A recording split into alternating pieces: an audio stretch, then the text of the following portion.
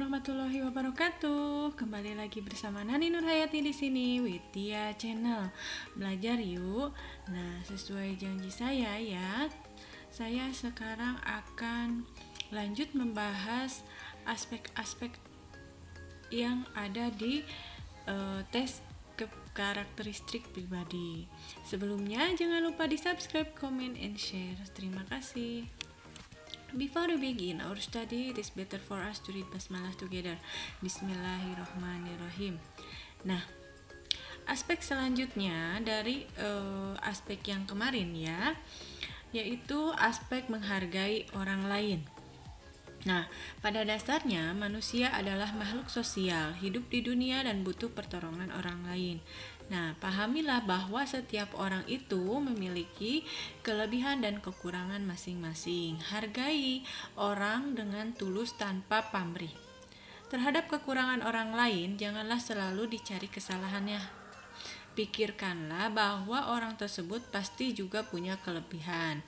Menghargai dan menghormati orang lain bukan hal yang merendahkan diri sendiri, melainkan justru membuat Anda menjadi orang terhormat. Berilah penghargaan atau pujian secara proporsional kepada orang lain yang berprestasi. Contoh soalnya, pada saat saya ditugaskan sebagai pimpinan rapat dalam suatu kegiatan, terjadi perbedaan pendapat antara saya dan rekan kerja saya selaku anggota rapat. Nah, sikap saya adalah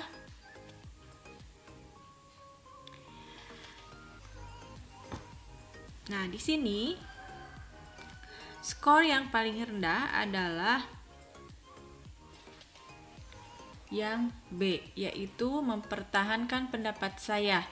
Perlu diingatkan ke rekan kerja bahwa sayalah pimpinan rapatnya. Nah, itu adalah skor yang paling rendah, yaitu skornya 1. Apabila pendapat yang dikemukakan adalah pendapat yang bagus, tepat, efektif dan efisien dengan alasan yang mendasar, maka perlu dipertahankan. Namun tidak perlu sampai memanfaatkan posisi selaku pimpinan rapat gitu ya. Kemudian skor yang kedua adalah yang D, mengingatkan ke rekan tersebut bahwa anggota semestinya lebih patuh. Nah, ini poinnya 2. Mengingatkan anggota adalah hal yang wajar dalam rapat. Jika ada sesuatu yang dilanggar, bukan berarti dalam hal karena berbeda pendapat ya. Kemudian skor yang ketiga adalah yang E. Yang ini menanyakan alasannya. Kenapa berani berbeda pendapat dengan saya? Oh, jangan ya. Ini perlu dipahami bahwa menanyakan alasan mengapa berbeda pendapat sangat diperlukan dalam hal menggali informasi yang bisa saja Anda lewatkan. Namun, hal ini semestinya disampaikan dengan cara yang baik-baik ya. Kemudian skor yang keempat adalah yang C. Wajar karena perbedaan pendapat bukan masalah besar, tetapi yang ditanyakan itu adalah sikap yang baik. Berarti poin yang 5 adalah yang A. Mempertimbangkan pendapat tersebut dahulu bisa sebagai alternatif cara lain gitu ya. Nah, di sini ada mempertimbangkan adalah menghargai pendapat orang lain. Oke, lanjut. Yang ke-12 adalah aspek ketegasan. Di sini tegas ini yaitu tidak ragu dalam membuat keputusan. Bedakan dengan jelas antara ketegasan dan galak ya. Nah, ketegasan membuat orang lain akan hormat dan segan pada Anda. Ketika tidak tegas membuat orang lain akan menyepelekan Anda. Contoh soalnya adalah suatu hari atasan di kantor meminta bantuan saya untuk melakukan hal yang cenderung melanggar aturan. Maka tindakan saya adalah skor yang paling kecil di sini adalah yang C. Nah, ini poinnya, skornya 1. Karena dia atasan saya harus membantunya demi kelangsungan karirnya. Nah, ini menunjukkan sikap tidak memiliki ketegasan. Alasannya karena yang memberi perintah adalah karena dia atasan gitu ya. Skor yang kedua adalah jika resikonya bisa saya tanggung, saya mau membantunya karena pertimbangan karir. Nah, ini poinnya 2. Menunjukkan sikap tidak memiliki ketegasan karena alasan karir tidak dapat dibenarkan ya. Kemudian skor yang ketiga adalah yang B. Membantunya, namun itu untuk pertama dan terakhir kalinya. Oh, ada namun di sini ya. Jadi nilainya 3. Kemudian skor yang 4 adalah yang menolak keras. Saya tidak mau dianggap bodoh, katanya gitu ya. Nah, di sini harusnya penolakan itu perlu disampaikan dengan baik-baik.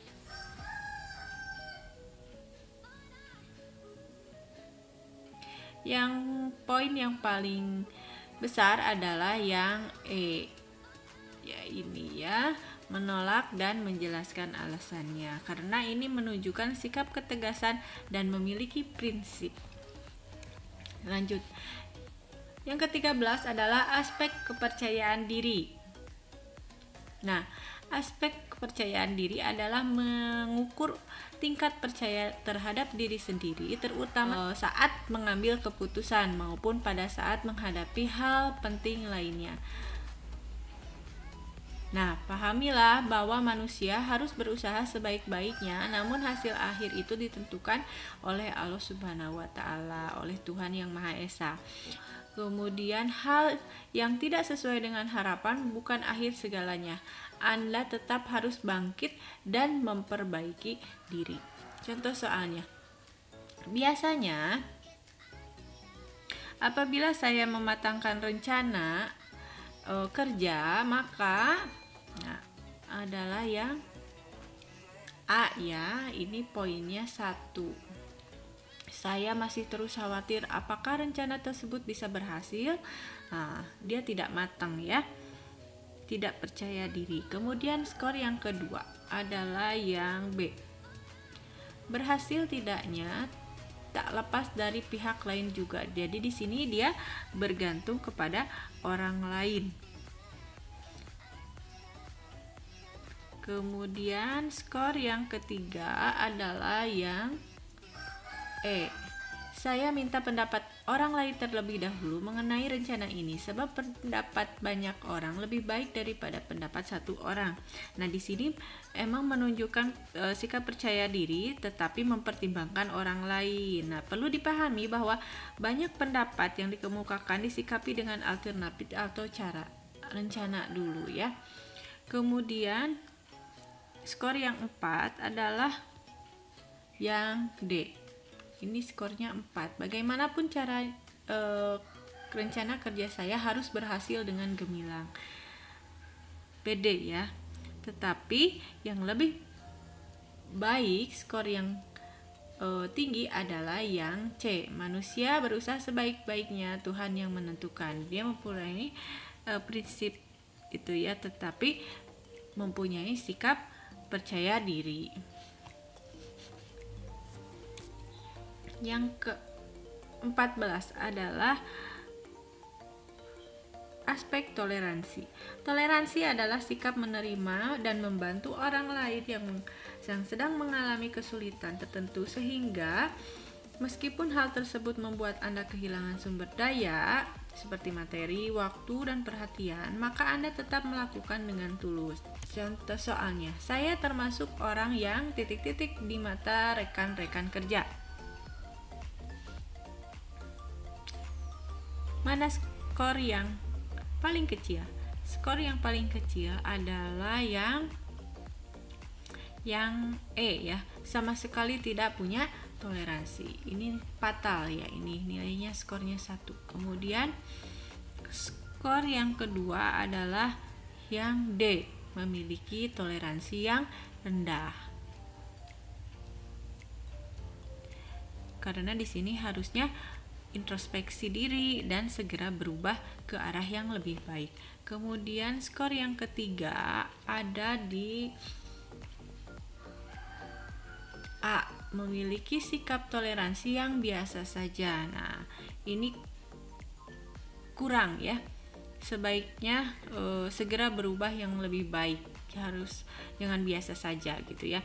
Kemudian skor yang 4 adalah yang C.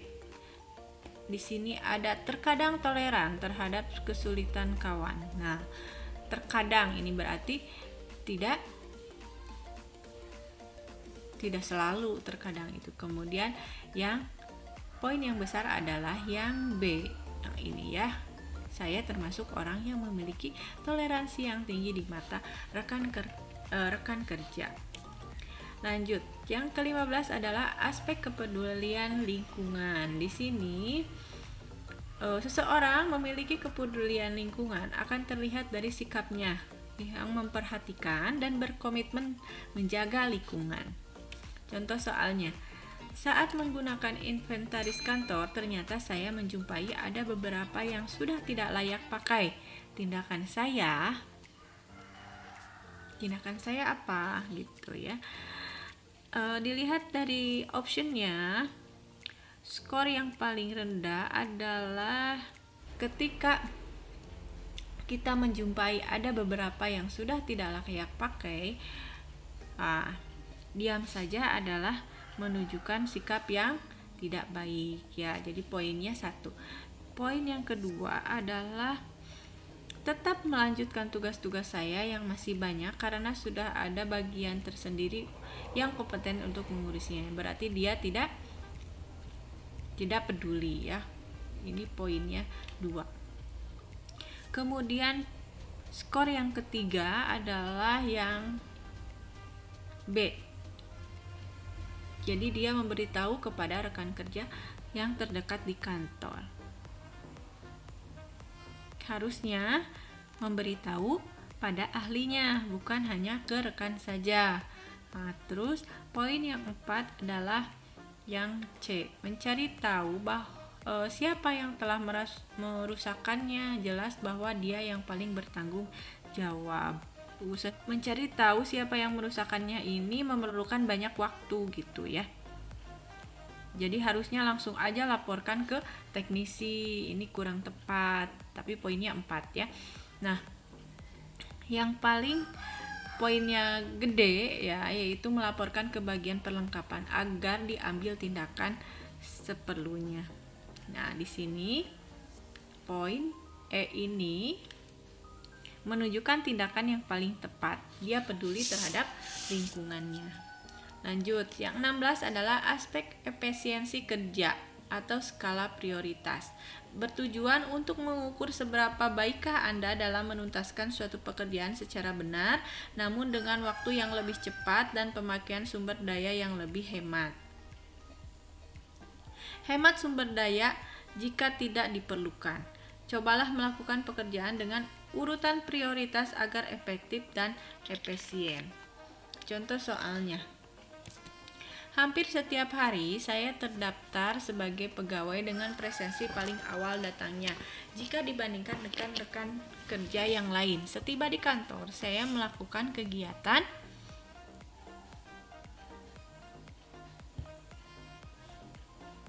ya. Untuk skor yang 1 adalah yang santai di luar kantor, menikmati udara pagi. Ini yang C itu poinnya 1. Karena menunjukkan tidak efisiensi dalam kerja. Kemudian skor yang kedua adalah mengobrol dengan rekan sejawat menanyakan kabar harian mereka. Nah, di sini menanyakan kabar itu memang diperlukan dalam hal keakraban dan kekeluargaan.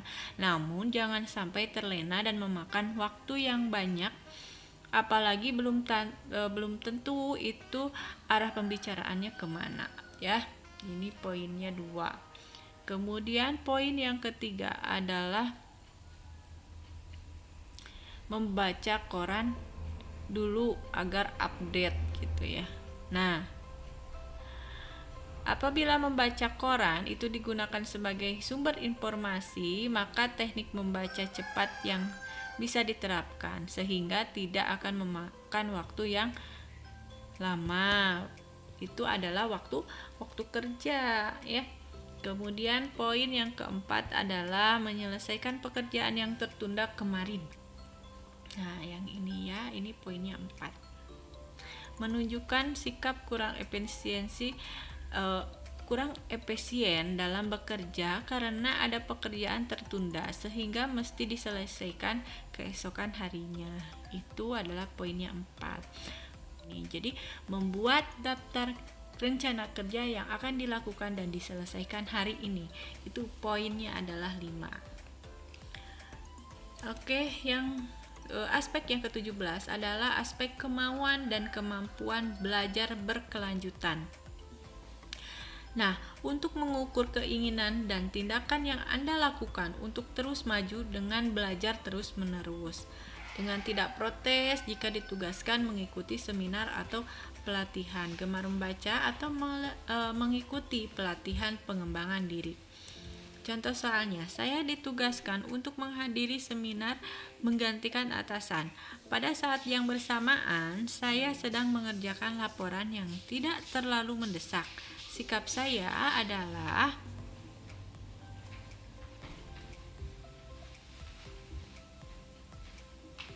Nah, di sini kita ditugaskan menghadiri seminar, tetapi laporan kita perlu dikerjakan ya, tetapi laporannya tidak mendesak. Jadi skor yang paling kecil adalah laporan tersebut akan menjadi merepotkan kalau tertunda.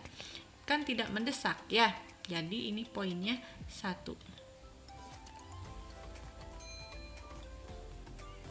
Kemudian poin yang kedua adalah menyelesaikan laporan terlebih dahulu karena bisa saja diminta oleh atasan sewaktu-waktu. Nah, ini menunjukkan sikap hanya fokus pada pekerjaan rutin. Nah, di poinnya 2. Kemudian poin yang 3 adalah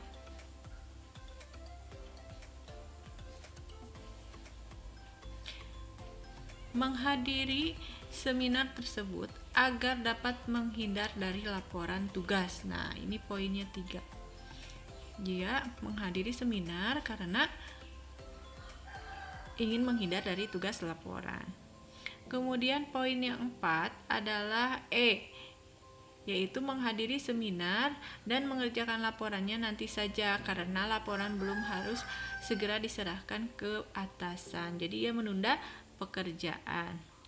Ini dia menunjukkan sikap kemauan dan kemampuan belajar berkelanjutan. Namun sebaiknya laporan juga harus tetap diselesaikan sebelum waktunya.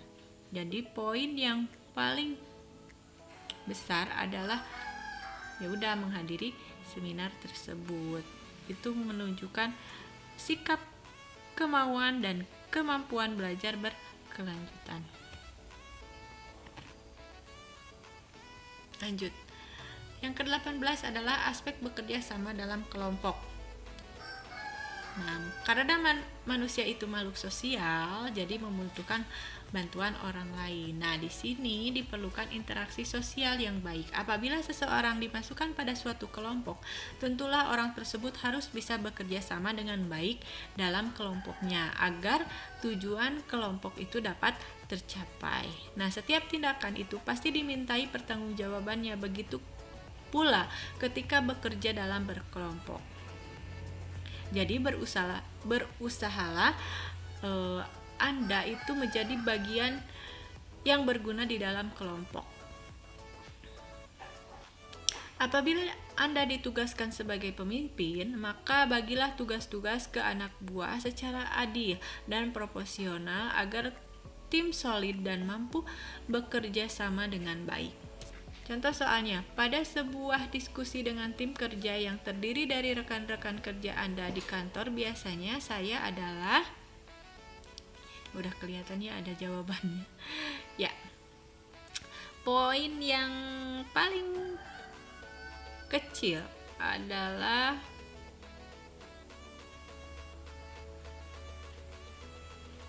Yang A ya, mendengar dan pengamat saja gitu. Ini adalah poinnya, skornya 1.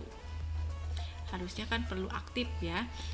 Kemudian skor yang kedua adalah lebih banyak mendengar dan berbicara sekedarnya. Nah, di sini juga menunjukkan sikap mau bekerja sama dengan kelompok tapi sekadarnya gitu. Itu poinnya 2. Poin 3 adalah, nah yang ini, poin yang ketiga adalah jika perlu bicara maka saya utarakan, jika tidak maka saya cukup mendengar gitu. Itu poinnya 3. Poin 4 itu ada di E.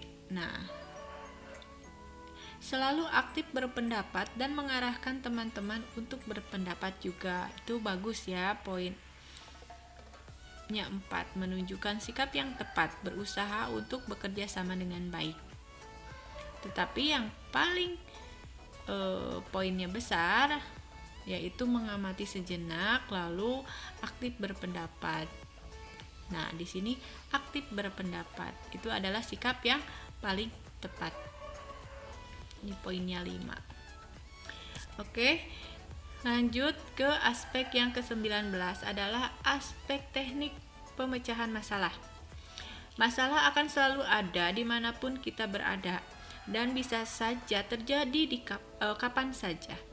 Masalah bukan untuk dihindari, namun harus dihadapi dengan cara yang tepat. Oleh karena itu dibutuhkan teknik pemecahan masalah. Jadi di sini perbanyaklah membaca dari berbagai sumber referensi. Perbanyak berinteraksi dengan orang lain tanpa membeda-bedakan golongan. Kenalilah beberapa teknik pemecahan masalah dari beberapa rekan kerja yang ahli di bidangnya. Contoh soal, bagaimana Anda menilai sebuah permasalahan?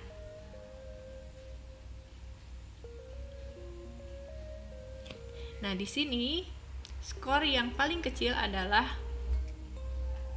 yang D. Nah, ini poinnya kecil karena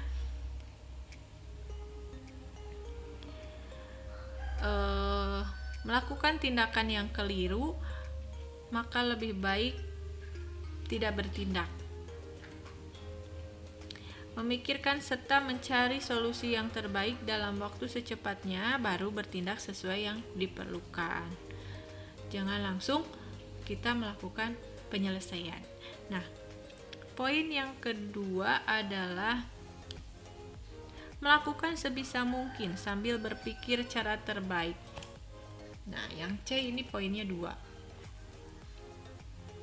Kenapa? Karena perlu ada pemahaman dalam skala prioritas yang dikerjakan. Sambil memikirkan cara terbaik, barulah diambil tindakan yang diperlukan. Harusnya dipikirkan dulu, baru dilakukan ya. Kemudian poin yang ketiga adalah meminta pendapat untuk mencari solusi. Nah, ini poinnya 3. Meminta pendapat orang lain untuk mencari solusi adalah salah satu teknik pemecahan masalah apabila Anda perlu pertimbangan dalam memecahkan masalah yang dihadapi. Nah, kemudian poin yang keempat adalah adalah mempertimbangkan terlebih dahulu dengan memikirkannya. Nah, yang ini poin 4. Menunjukkan sikap yang tepat dalam pemecahan masalah, namun perlu ditambah dengan keberanian dalam mengambil tindakan. Jadi harus berani ya mengambil tindakannya. Kemudian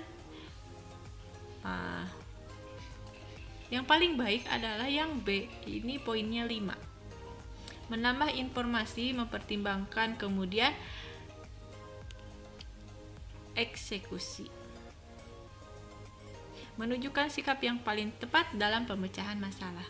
Jadi kita mencari dulu informasinya, kemudian mempertimbangkan mana yang baik, yang benar, kemudian dilaksanakan. Nah, itu adalah skor yang paling baik dalam menilai sebuah masalah.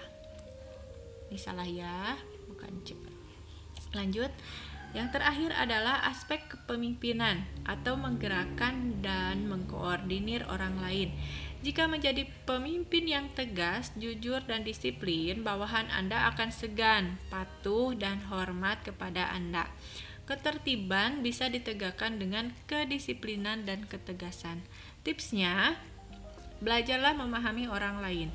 Kemudian belajarlah tugas-tugas dan sifat-sifat kepemimpinan atau sifat pemimpin yang baik. Kemudian belajar memanajemen konflik sebagai pemimpin ya. Nah, contoh soalnya. Apabila Anda sebagai seorang pemimpin, tindakan yang dilakukan dalam hal mendelegasikan tugas pada staf Anda adalah skor yang paling kecil adalah yang E. Ini poinnya 1. Saya jarang mendelegasikan tugas kepada staf. Nah, ini menunjukkan tidak mampu dalam memimpin, menggerakkan, dan mengkoordinir orang lain sehingga seluruh tugas dikerjakan sendiri. Kemudian skor yang kedua adalah yang D. Saya mendelegasikan sebagian kecil tugas kepada staf. Nah, di sini kurang mampu dalam memimpin sehingga sebagian besar masih dikerjakan sendiri. Kemudian skor yang ketiga adalah yang A. Saya mendelegasikan semua kepada semua staf dan saya sebagai pengontrol dan pengawas. Nah, di sini skor yang 4 adalah saya mendelegasikan sebagian besar tugas kepada staf dan sebagian kepada saya. Yang tampak adalah di sini adalah porsi pembagian tugasnya ya. Jadi menunjukkan memanfaatkan kepemimpinan dalam hal menggerakkan dan mengkoordinir orang lain. Nah, skor yang paling besar, yang paling tepat di sini adalah saya mendelegasikan tugas biasa kepada staf dan tugas yang penting untuk saya. Nah, ini adalah poinnya 5 karena menunjukkan kemampuan dalam memimpin, menggerakkan, dan mengkoordinir orang lain. Lanjut. Hal terpenting sebagai seorang pemimpin menurut Anda adalah di sini skor 1 itu ada pada yang poin D, yaitu menarik minat orang lain untuk bergabung dalam tim. Ini poin 1. Poin yang 2 ada di poin C, peka terhadap kebutuhan orang lain. Nah, skor yang ketiga adalah kinerja dan progres. Kemudian skor yang 4 itu adalah merasakan bersama tim. Di sini merasakan bekerja bersama tim itu menjadikan Anda merupakan bagian dari tim ya, tetapi bukan sebagai pemimpin. Kemudian yang paling tepat adalah yang A, ini poinnya 5, karena lead by example atau memimpin dengan memberikan contoh adalah hal terpenting sebagai seorang pemimpin karena menunjukkan pribadi yang mampu sebagai pemimpin. Seseorang yang mampu sebagai seorang pemimpin tentunya akan mampu menggerakkan dan mengkoordinir orang lain. Ya, jadi hal yang terpenting sebagai seorang pemimpin adalah lead by example. Ya, sekian aspek-aspek yang ada pada karakteristik pribadi. Ya, kita mudah dulu melihat, mempelajari aspek-aspek tersebut sehingga kita tahu kalau misalkan membaca soal itu ada gambaran ini aspek apa nih sebagai seorang ASN, sebagai pegawai negeri itu harus bersikap seperti apa. Ya, tahu poin-poinnya atau aspek-aspeknya dulu, jadi kita mudah untuk menjawab soal. Mudah-mudahan semua yang kita pelajari jadi bermanfaat. Kemudian semoga yang belajar untuk ujian diluluskan, dipermudah pemikirannya dibukakan ya. Sebelumnya jangan lupa di subscribe, comment, and share. Terima kasih. Wabillahi taufiq wal hidayah. Wassalamualaikum warahmatullahi wabarakatuh.